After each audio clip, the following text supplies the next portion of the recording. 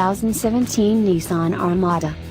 When Nissan created its first full-size sport utility vehicle, the Pathfinder Armada, it did so in the traditional way, using the platform of its full-size Titan pickup. Although there's now a new Titan pickup from which a new full-size Zuta could be spun, Nissan decided that worldwide volume for big, body-on-frame SUVs, which sell pretty much only in North America and the Middle East, could be accommodated by consolidating its offerings around the international market Nissan Patrol. That vehicle, leather-lined and re-engineered for a more pampered, pavement-oriented life, already is the basis for the Infiniti QX80, and now it has spawned the new Nissan Armada. The styling changes from the Infiniti are evident mostly up front, where the Armada adopts a Nissan family face. And while we might have hoped to see the QX80's chrome fender trim disappear here, the driver's side fin is actually functional, as an engine air intake, so the vents stay. Peek inside the luxurious cabin and you might not notice any changes at all from the Infiniti. Padded surfaces abound, hard plastic has been all but banished, and the new Armada marks a wholesale upgrade in interior finery over its predecessor. Even the base SV comes with navigation, a 13-speaker Bose stereo, dual power seats, and a backup camera. The SL adds leather, power operation for the third-row seats, a power liftgate, and 20-inch wheels. The Platinum, tested here, brings a sunroof, heated and cooled front seats, seat heaters for the second row, and dual rear seat entertainment screens, among other niceties. The Platinum also gets a full spate of driver assist technologies, which are optional on the midline SL.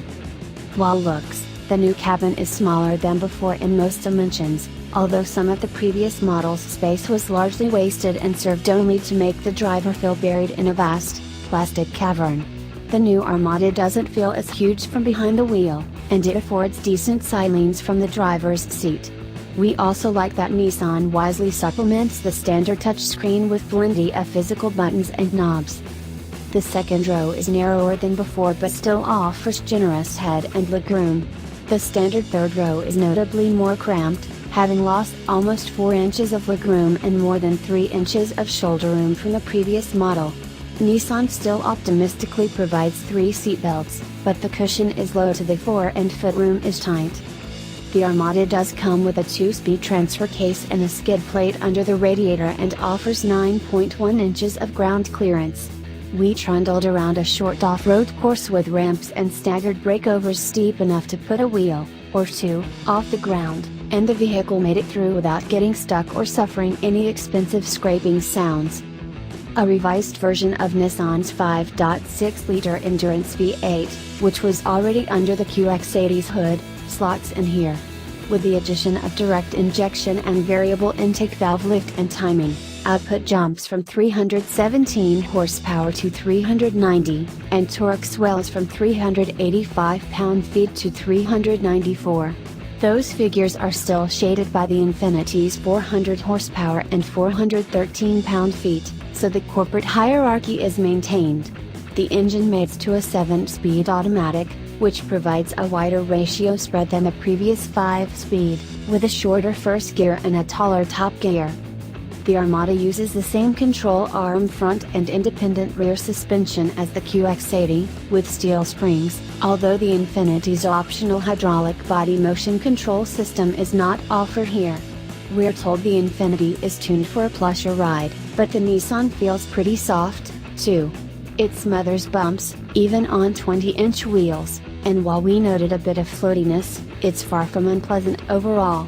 But overboosted steering saps driver confidence, as there is no buildup of effort as you crank it off-center. The new Armada lacks the cavernous cabin feel offered by most American big-box SUVs, and while it may seem more akin to the Toyota Land Cruiser, it can't match that vehicle's off-road heroics.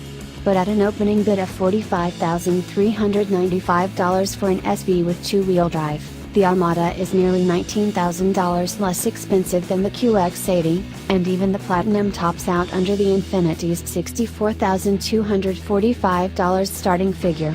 That's not as cheap as the outgoing model, but it's still something of a bargain among big SUVs, especially given the Armada's newfound refinement, which is positively Infiniti-like.